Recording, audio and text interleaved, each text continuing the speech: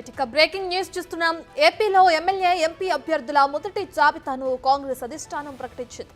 114 assembly స్థానాలకు 5 లోక్సభ స్థానాలకు అభ్యర్థులను ఖరారు చేసింది. కడప లోక్సభ స్థానం నుంచి వైఎస్ షర్మిల పోటీ చేయబోతున్నారు.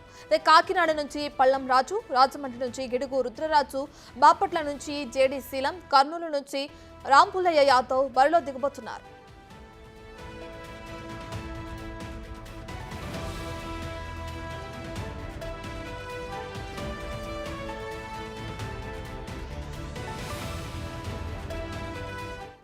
ఇదే అంశానికి సంబంధించి మరింత సమాచారాన్ని మా ప్రతినిధి శివ ఢిల్లీ నుంచి లైవ్ లో అందిస్తారు. సో శివ, ఏపీలో ఎమ్మెల్యే ఎంపీ అభ్యర్థులకు కాంగ్రెస్ అధిష్టానం 114 అసెంబ్లీ స్థానాలకు కానీ అటు 5 లోక్సభ స్థానాలకు కానీ అభ్యర్థులను ఖరారు చేసింది. అంటే వైఎస్ షర్మిల ముఖ్యంగా కడప నుంచి బరిలో ఉండబోతున్నారు. దీనికి సంబంధించిన డీటెయిల్స్ ఏ విధంగా ఉన్నాయి శివ?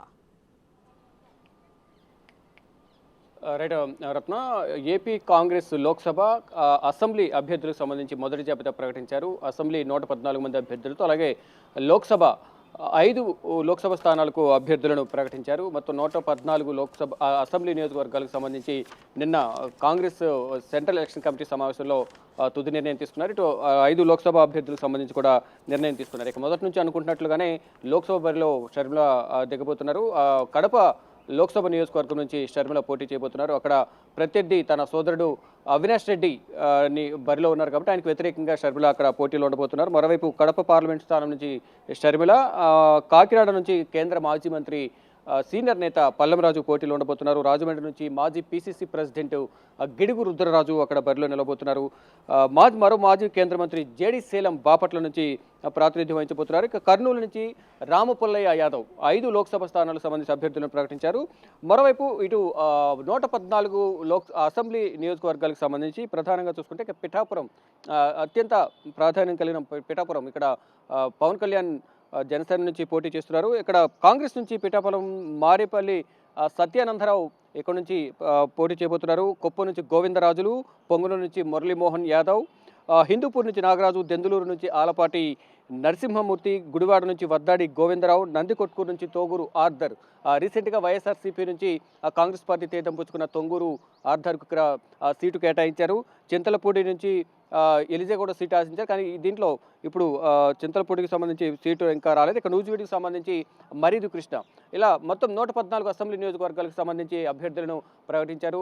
అసెంబ్లీకి సంబంధించి ఈ లోక్సభకు సంబంధించి 5 లోక్సభ నియోజకవర్గాలకు సంబంధించి అభ్యర్థులను ప్రకటించారు. అంటే కాంగ్రెస్ పార్టీని బలోపేతం చేసే విధంగా కూడా కార్యక్రమాలు చేపడుతున్నారు వైఎస్ షర్మిల. దానిలో భాగంగా అభ్యర్థులను దాదాపు ఇప్పటికే ఖరారు చేశారు. ఇక ప్రజెంట్ అభ్యర్థులను ప్రకటించిన నేపథ్యంలో కాంగ్రెస్ పరిస్థితి ఏ విధంగా ఉంది, అభ్యర్థులకు సంబంధించి కానీ 5 లోక్సభ నియోజకవర్గాలకు సంబంధించి ఏ విధంగా ఉండబోతుంది అనేది మనతో మాట్లాడేందుకు మాజీ ఎంపీ, అమలాపురం మాజీ ఎంపీ, కాంగ్రెస్ సీనియర్ నేత హర్షకుమార్ గారు ఉన్నారు. వారిని అడిగి మరింత సమాచారం తెలుసు. సార్ చెప్పండి, ఇక మొదటి జాబితా కిందే ఒకేసారి అని ఇన్ని రోజులు లేట్ అయినప్పటికీ కూడా 114 మంది అసెంబ్లీ అభ్యర్థులు, 5 లోక్సభ నియోజకవర్గాలకు సంబంధించి అభ్యర్థులను ప్రకటించారు. ఏ విధంగా ఉండబోతుంది ప్రచారం కానీ ప్రణాళిక ఏ విధంగా ఉండబోతుందట? బాగానే ఉంటుందండి. కాంగ్రెస్ పార్టీ వరకు మరి ఇంతమంది అభ్యర్థులను ప్రకటించారు. ఈ అభ్యర్థుల్ని పూర్తిగా లిస్టు చూసేంత వరకు కూడా మనం పెద్ద అభిప్రాయం మనం చెప్పలేం. లోక్సభ వరకు నిన్నే మనకి ఈ పేర్లు మన అందరికీ తెలిసినాయే. ఇప్పుడు అసెంబ్లీ అంటే ఏ క్రైటీరియాతో తీసుకున్నారు, సామాజిక న్యాయం అనే దృక్పథంతో ఉందా లేదా, ఖచ్చితంగా ఉంటుంది కాంగ్రెస్ పార్టీ అంటే. ఇప్పుడు 2 ప్రాంతీయ పార్టీలు వాళ్ళ కులాలకు సంబంధించిన వాళ్ళకి పెద్దపీట వేస్తాయి. కానీ కాంగ్రెస్ పార్టీ వచ్చేటప్పటికల్లా కొంత సామాజిక వర్గంలో సమతుల్యం ఉంటుంది. అలాగే ఆ దళితులు, అణగారిన వర్గాల పట్ల ప్రేమతో ఉంటుంది కాంగ్రెస్ పార్టీ.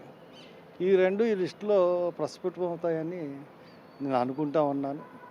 కాబట్టి అవితే కొంచెం బాగుంటుందని మా ఉద్దేశం. కాబట్టి తక్కిన పూర్తిగా లిస్ట్ వచ్చిన తర్వాతే దీని మీద కామెంట్ చేయగలం తప్పితే పూర్తిగా లిస్ట్ రాకుండా ఏమీ కామెంట్ చేయలేదు. కాంగ్రెస్ పార్టీలో సీనియర్ మంత్రులు కానీ మాజీ ఎంపీలందరూ కూడా ఇప్పుడు బరిలో నిలిచారు. పల్లం రాజు గారు, జేడీ శీలం గారు, ఇతర నేతలు. కానీ హర్షకుమార్ దూరంగా ఉన్నారు. దీనివల్ల పోటీలు లేరా? అమలాపురం నుంచి ఎన్నికలకు దూరంగా ఉండాలనుకుంటున్నారా? పార్టీ ఆదేశిస్తే పోటీ చేస్తానండి, అదేమీ లేదు. పార్టీ ఆదేశిస్తే పోటీ చేస్తాను. పార్టీ కట్టుబడి ఉన్న వాళ్ళమే కదా మేమందరం.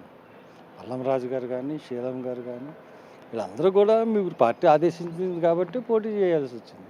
డెఫినెట్గా పోటీ చేస్తాం. అంటే అమలాపురం నుంచి మీరు టికెట్ అడిగారా? టికెట్ అడగడం అన్నది పార్టీకి నాకు సంబంధించిన విషయం. పార్టీ పోటీ చేయమంటే ఖచ్చితంగా నేను పోటీ చేస్తాను.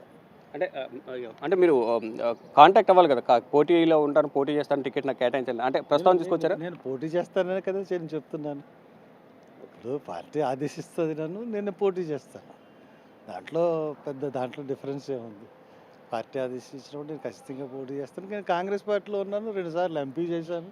నేను ఇంకో పార్టీకి ఎక్కడికి వెళ్ళలేదు. కాబట్టి ఆ క్వశ్చన్ నేను అప్లై చేశానా లేదా అన్న క్వశ్చన్ ఆటోమేటిక్గా అప్లై చేస్తాం. కాంగ్రెస్ పార్టీకి సంబంధించిన వాళ్ళందరూ కూడా అప్లై చేస్తారు. అప్లై చేసిన తర్వాత వాళ్ళు పార్టీ ఆదేశించి నువ్వు వెళ్ళమంటే వెళ్తారు.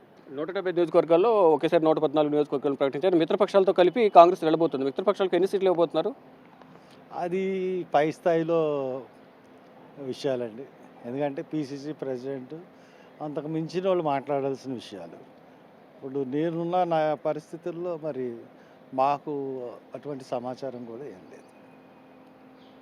Right, thank you. మొత్తంగా చూసుకుంటే ఏదైతే 114 అసెంబ్లీ నియోజకవర్గాలు, మరోవైపు 5 లోక్సభ నియోజకవర్గాలకు సంబంధించి అభ్యర్థులు ప్రకటించిన నేపథ్యంలో అంటే గెలుపు ఓటములు అనేవి కూడా ఎవరి వరకు అక్కడ సీట్లు కేటాయించారనేది ఈక్వేషన్ చూసుకుని ఆ గెలుపుపై మేము ఒక నిర్ణయానికి వస్తామనేది హర్ష్ కుమార్ చెప్తున్నారు. అంటే అధిష్టానం ఆదేశిస్తే తాను కూడా అమలాపురం నుంచి ఎంపీగా పోటీ చేసేందుకు నేను సిద్ధంగా ఉన్నానంటూ కూడా తెలిపారు. అంటే నెక్స్ట్ 2వ జాబితాలో తన పేరు వచ్చేందుకు అవకాశం కూడా ఉందంటూ కూడా హర్ష్ కుమార్ తెలుపుతున్నారు. మొత్తంగా చూసుకుంటే ఏదైతే అభ్యర్థులను ప్రకటించారో అభ్యర్థులు అందరూ కూడా ఇప్పటి నుంచి ప్రజల్లోకి వెళ్ళి ప్రచార కార్యక్రమాలు పాల్గొనబోతున్నారు. ఇక 5 లోక్సభ నియోజకవర్గాలకు సంబంధించి ఏదైతే ప్రధానంగా మొదటి జాబితాలోనే అభ్యర్థులను ప్రకటించారో మొదటి నుంచి కూడా అనుకుంటున్నట్టుగా కడప నుంచి ఎవరు పోటీ చేస్తారు, షర్మిల పోటీ చేస్తారా, ఎవరు పోటీ చేస్తారు, మరోవైపు అసెంబ్లీ నుంచి అక్కడ ఉన్న పులివెందుల నుంచి ఎవరు పోటీ చేస్తారనేది ప్రధానంగా అందరూ కూడా మొదటి నుంచి కొన్ని ఊహాగానాలు వ్యక్తమయ్యాయి. దానికి అధికారికంగా నిన్నే సిఈసి సమావేశంలో ఒక అధికారిక ప్రకటన చేశారు. ఇక ఈరోజు డాక్యుమెంటేషన్ పరంగా ఒక అధికారిక ప్రకటన అయితే చేసిన పరిస్థితి కనిపిస్తోంది.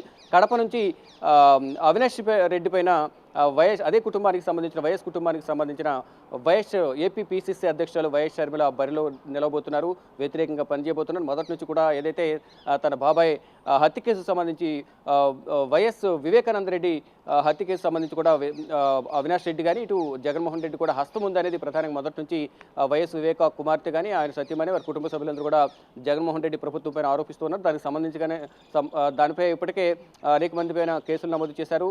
ఇటు అవినాష్ రెడ్డిని అరెస్ట్ చేసే సందర్భంలో కూడా అనేక అడ్డంకులు సృష్టించారు అనేది గతంలో వైఎస్ సునీతారెడ్డి కూడా ఢిల్లీ వచ్చి మీడియాతో మాట్లాడారు. గత 5 సంవత్సరాలు కూడా ఒక నిందితుడికి ఆశ్రయం కల్పిస్తున్నారు అనేది, తన తండ్రిని హత్య చేసిన తన బాబాయిని హత్య చేసిన వారికి రక్షణ కల్పిస్తున్నారు, వైఎస్ జగన్ అవినాష్ రెడ్డిని పక్కన పెట్టుకుని అతనికి రక్షణ కల్పిస్తున్నారు అనేది ప్రధానంగా సునీత ఆరోపిస్తున్నారు. ఇటు మరోవైపు ఎవరైతే నేరస్తులు ఉన్నారో వారికి శిక్ష పడుతుంది అనేది ఇటు వైఎస్ షర్మిల కూడా చెప్తున్నారు. మొత్తంగా చూసుకుంటే ఇప్పుడు ఏపీకి సంబంధించిన కాంగ్రెస్ లోక్సభ అసెంబ్లీ అభ్యర్థులకు సంబంధించి మొదటి జాబితా ప్రకటించిన నేపథ్యంలో ఇప్పటి నుంచి మొత్తం ప్రకటించిన అభ్యర్థులందరూ కూడా ప్రజల్లోకి వెళ్లి ప్రచార కార్యక్రమాల్లో పాల్గొనబోతున్నారు. గెలిపే లక్ష్యంగా అందరం కలిసి పనిచేస్తామంటూ కూడా ఇప్పటికే కాంగ్రెస్ నేతలందరూ కూడా చెప్తున్న పరిస్థితి కనిపిస్తుంది. కొంతమంది సీనియర్ నేతలు పోటీకి దూరంగా ఉండి ప్రచార కార్యక్రమాల్లో క్యాంపెయినర్స్గా స్టార్ క్యాంపెయినర్గా పనిచేసేందుకు నిర్ణయించుకున్నారు. దానిలో భాగంగానే నిన్న రఘువీరారెడ్డి సిడబ్ల్యూసీ మెంబర్ రఘువీరారెడ్డి కూడా పోటీకి దూరంగా ఉండి అభ్యర్థుల గెలుపు కోసం పనిచేస్తారంటూ రఘువీరారెడ్డి తెలిపారు. మరి కొంతమంది సీనియర్ నేతలు కూడా పోటీలు లేకుండా పార్టీ ప్రచార కార్యక్రమాల్లో పాల్గొంటూ అభ్యర్థుల గెలుపు కోసం పనిచేస్తామంటూ